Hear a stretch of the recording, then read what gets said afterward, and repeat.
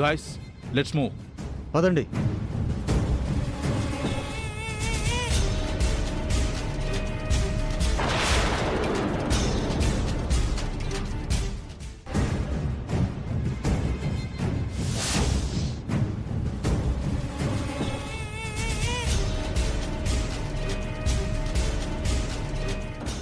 నేను తీసుకొచ్చింది డూప్లికేట్ విగ్రహం కదా, మరెందుకు గుండె బరువెక్కినట్టు అనిపిస్తుంది?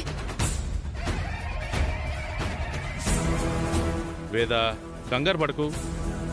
మన అమ్మవారు సేఫ్గా ఉంటుంది, కంగారు పడాల్సిన పని లేదు. అది కాదండి, ఒకసారి అవనికి ఫోన్ చేయండి. ఏదన్నా అయ్యుంటే పిల్లలే ఫోన్ చేసేవారు కదా. నువ్వు పడుకో.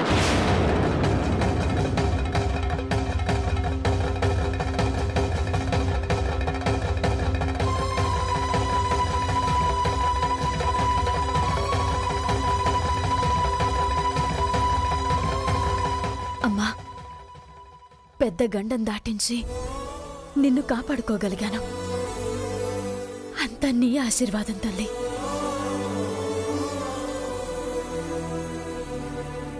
అవని, నా కూతుర్ని ఇచ్చేస్తారు కదా? ఉదయానికల్లా నీ ఇంటి ముందు ఉంటుందక్కా. నా కూతురు కోసం చాలా సాహసం చేశావు. ఇందులో సాహసం ఏముందక్కా? మా కులదైవం తరతరాల నుంచి వస్తున్న మా విగ్రహం మా దగ్గరే ఉండిపోయింది కదా. నేను ఏ తప్పు చేయకుండా సౌమ్యను కాపాడుకోగలిగాను.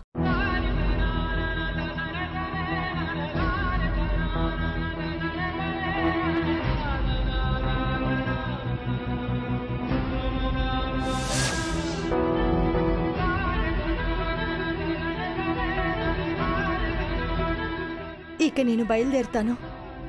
ఈ టైంలోనా? ఉదయాన్నే వెళ్దోలే అక్క. ప్రాబ్లంని చాలా తెలివిగా పరిష్కరించావని. గ్రేట్.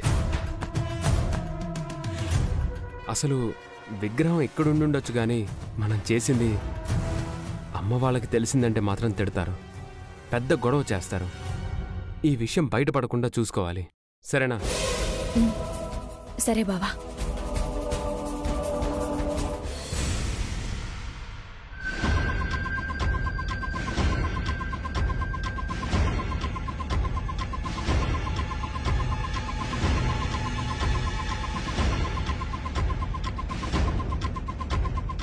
అవని రాత్రే వాళ్లకు విగ్రహం అప్పగించేసింది, కానీ వాళ్ళు ఇంతవరకు పాపని తీసుకురాలేదు.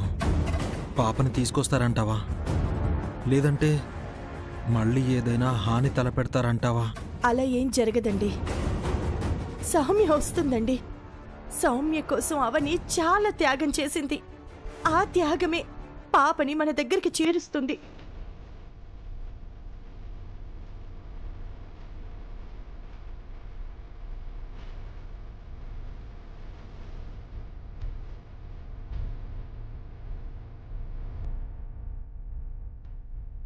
ఎందుకైనా మంచిది ఒకసారి అవనికి ఫోన్ చేసి సౌమ్య ఇంకా రాలేదని చెప్పి వాళ్ళకి ఫోన్ చేయమను. ఒక 10 నిమిషాలు చూసి చేస్తానులేండి.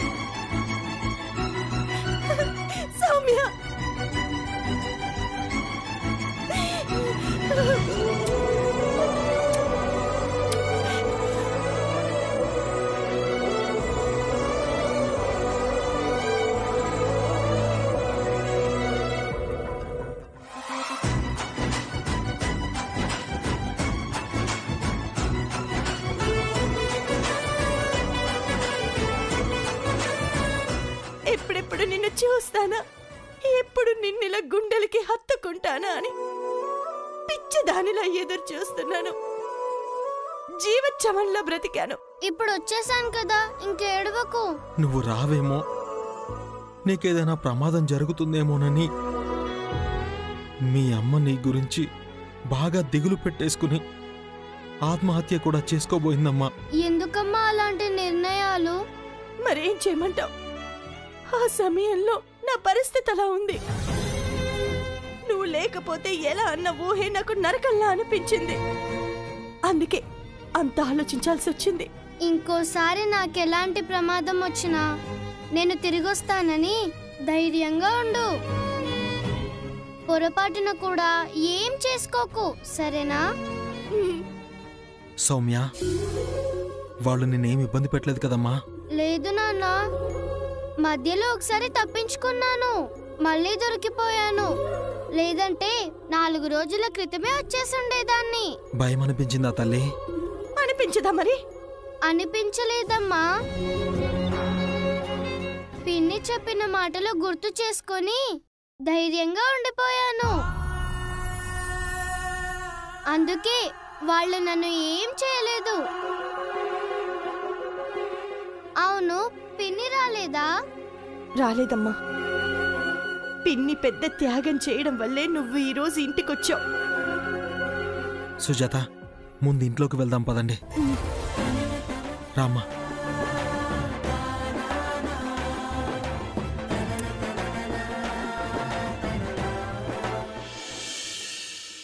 అవని, సౌమ్య వచ్చేసి ఉంటుందా?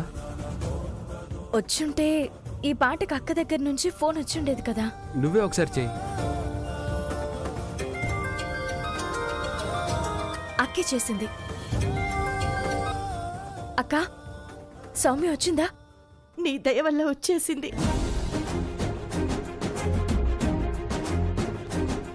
సౌమ్య వచ్చేసిందంట. అవునా అక్క?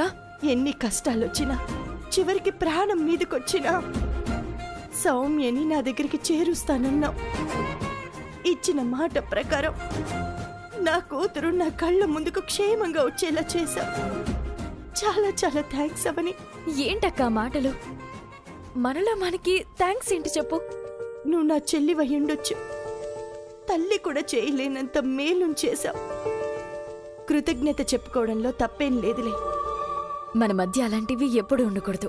అవును, ఆ దొంగ వెధవల దగ్గర నుంచి మళ్ళీ నీకు ఫోన్ రాలేదు కదా? రాలేదక్క, ఇంకా రాదు కూడా. అది అసలైన విగ్రహం కాదని వాళ్ళకి అనుమానం రానట్టుంది. అనుమానం వచ్చినప్పుడు వాళ్ళకి ఎదురు దెబ్బ ఎలా కొట్టాలో నేను చూసుకుంటాను. వాళ్లతో ఎప్పటికైనా ప్రమాదం ఉంటుంది. కాస్త జాగ్రత్తగా ఉండు. అమ్మా, నేను మాట్లాడతాను. అవని, సౌమ్య మాట్లాడుతుందంట. పిన్ని, సౌమ్య ఎలా ఉన్నావు? గతంలో నువ్వు చెప్పిన మాటలు, నువ్విచ్చిన ధైర్యం వల్ల నేను ఇలా సేఫ్గా రాగలిగాను పిన్ని. లేదంటే వాళ్ళ దగ్గర భయంతో చచ్చిపోయి ఉండేదాన్నేమో. అలా అనొద్దురా. అవును పిన్ని, అనుకోకుండా ప్రమాదాలు ఎదురైనప్పుడు కంగారు పడిపోకుండా ఎలా బయటపడాలి అనే దాని గురించి నువ్వు చెప్పిన కథలన్నీ గుర్తుకొచ్చాయి. ఆ కథలే నేను ధైర్యంగా ఉండేలా చేశాయి. నాకెవరో తోడుగా ఉన్నట్టు అనిపించాయి. నువ్వు చాలా గ్రేట్ పిన్ని. నేను కాదు, నువ్వు గ్రేట్. ఉపాయం నాదైనా సరైన సమయంలో గుర్తు చేసుకుని ఆచరించడం నీ గొప్ప. అది ఈ ఏజ్లో. నువ్వే గ్రేట్. అవని, నేను మాట్లాడతాను. ఇవ్వు. బాబాయ్ మాట్లాడతారంట. ఇస్తున్నాను. ఇవ్వు. సౌమ్య, థ్యాంక్స్ బాబాయ్. ఇందులో నాదేం లేదు. క్రెడిట్ అంతా మీ పిన్నికే దక్కాలి. కర్త కర్మ క్రియ అన్నీ మీ పిన్నే. నేను జస్ట్ మోరల్ సపోర్ట్ ఇచ్చాను అంతే. అలా ఉండడం కూడా గొప్ప విషయమే కదా బాబాయ్. పిన్నెప్పుడు నీ గురించి ఏమంటుందో తెలుసా? నేనేదైనా పని మొదలు పెడితే అర్జునుడికి కృష్ణుడు రథసారథిలా మీ బాబాయ్ నా ప్రతి పనిలోనూ ముందుండి నడిపిస్తాడని చెప్తూ ఉంటుంది.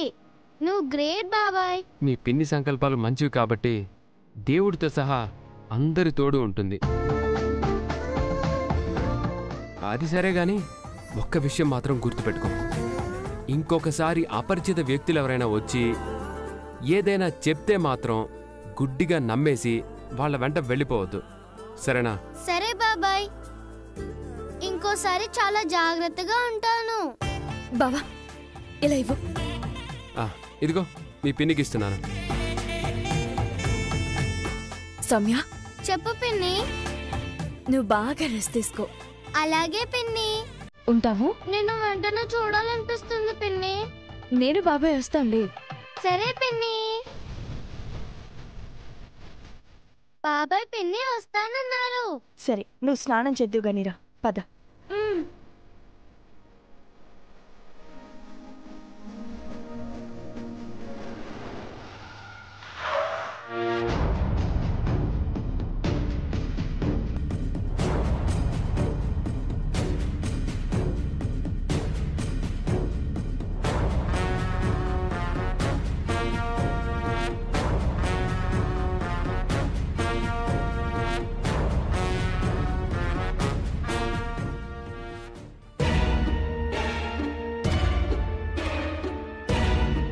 పంతులు గారు చెప్పిన ప్రకారం గుడిలో అమ్మవారి ముందు నిద్ర చేసి వచ్చాం.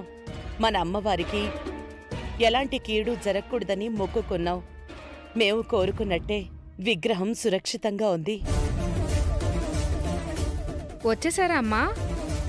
రాత్రి గుడిలో అంతా ప్రశాంతంగానే జరిగింది కదా అత్తయ్య? అంతా హ్యాపీ బావా. మీరు చెప్తే నమ్మరు గాని నిహారిక రాత్రి ఏం చేసిందో తెలుసా? నమ్మవన్నావు కదా, ఇంకెందుకు చెప్పడం? పొద్దున్నే పాచి పంచులొద్దు బావా. నిహారిక ఏం చేసిందో నువ్వైనా చెప్పరా? రాత్రంతా కంటి మీద కునుకు లేకుండా మన అమ్మవారి నామాన్ని జపిస్తూ ఉండింది తెలుసా?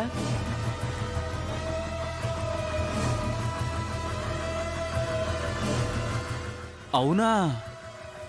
అయితే ఇది నమ్మాల్సిన అవసరం లేదు. రాజుగారు, ఊరికే హాస్యం. జంగమదేవర పెట్టిన గడువు పూర్తయింది. అమ్మవారు మనింట్లోనే ఉండిపోయింది అంటే గండం దాటిపోయిందని అర్థం. ఇక్కడున్నది నకిలీ విగ్రహం వేదవతి. అనవసరంగా సంబరపడిపోతున్నాం. నిజం తెలిసిన రోజు ముందు అవని బయటికి పోతుంది, తరువాత నువ్వు ఈ లోకం విడిచిపోతావు.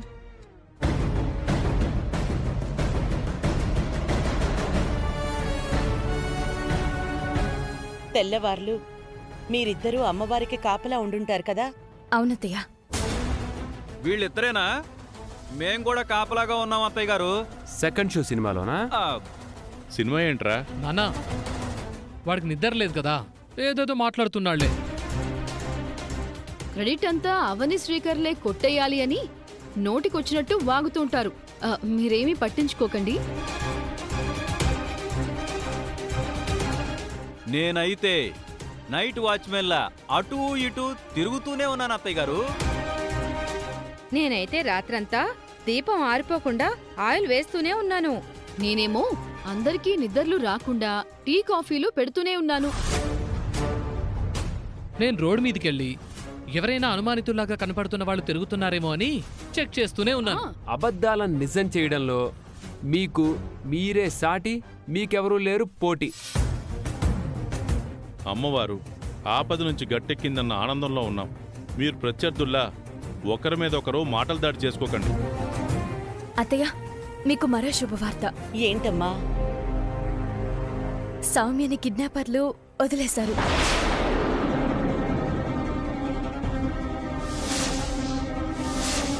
అవునా? ఎంత మంచి మాట చెప్పావు. సౌమ్య గురించి మొక్కుకుంటానని చెప్పాను కదా. అమ్మవారిని బాగా వేడుకున్నాను, అందుకే దయ చూపించింది. నిన్నటి వరకు గుండెల మీద ఎంతో భారం ఉండేది.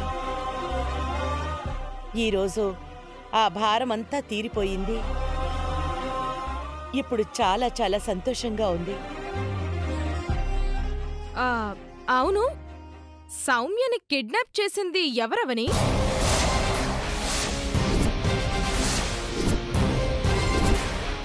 తిరిగి ఇంటికి ఎలా వచ్చింది? కిడ్నాప్ చేసిన వాళ్ళు డబ్బులు ఆశించకుండా ఇన్ని రోజులు దగ్గర పెట్టుకుని ఇప్పుడెలా వదిలేశారు? లాజిక్కే అన్నయ్య. ఏదో ఒకటి డిమాండ్ చెయ్యందే ఎందుకు వదులుతారు? వాళ్ళు ఏమడిగారు, మీరు ఏమిచ్చారవని? ఏం అడగకుండానే వదిలేశారంట. అలా ఎందుకు వదులుతారా? కిడ్నాప్ అంటే అదేమైనా ఆవు పులి కథ అనుకున్నావే ఏంటి? ఆ రోజుల్లో కాబట్టి ఆవుని పులి వదిలేసిందనే. ఈ రోజుల్లో అయితే ఎందుకు వదిలేస్తుంది? కిడ్నాపర్స్ ఎవరు? ఏం ఆశించకుండా ఎందుకు వదిలేశారు? దాని వెనకాలన్న రహస్యాలేంటి చెప్పవని? అమ్మవారి దయ వలన ఎత్తుకెళ్లిన వారు క్షేమంగా తీసుకొచ్చి వదిలేశారు. ఎవరు, ఏంటి, ఎందుకు అని నాకు చాలా అనుమానాలున్నాయి.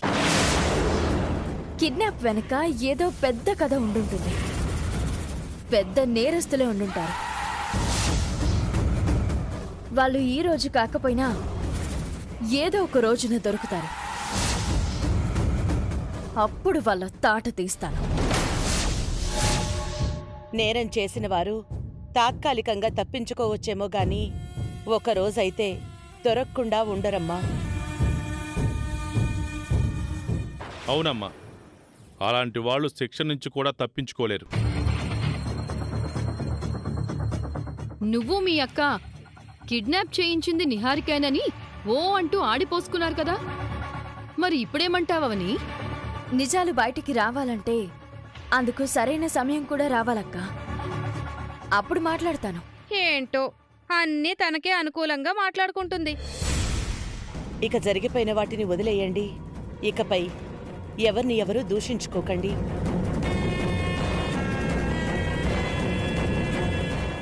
ఆధారాలు లేకుండా అన్యాయంగా నిందించుకోకండి. ముందు నేను అమ్మవారిని పూజగదిలోకి తీసుకెళ్ళాలి.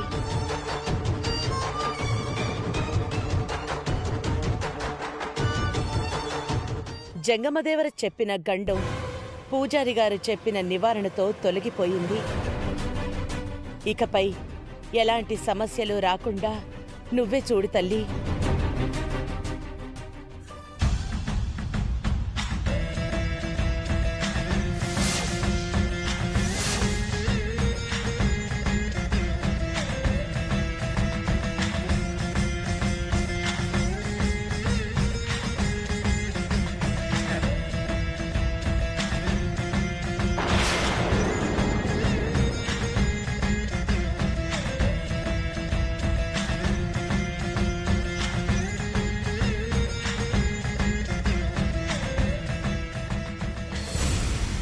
మీ అమ్మ నకిలీ విగ్రహాన్ని ఎత్తుకొని ఒరిజినల్ విగ్రహం అని మురిసిపోతుంది.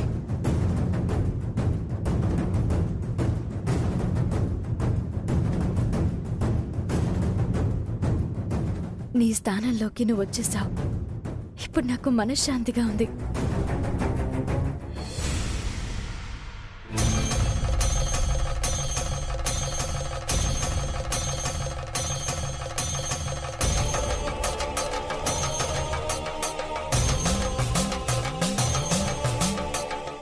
నిహారిక, ఏంటి కృష్ణ? ఈ విగ్రహాన్ని చూస్తుంటే అచ్చం పాత విగ్రహంలాగే ఉంది.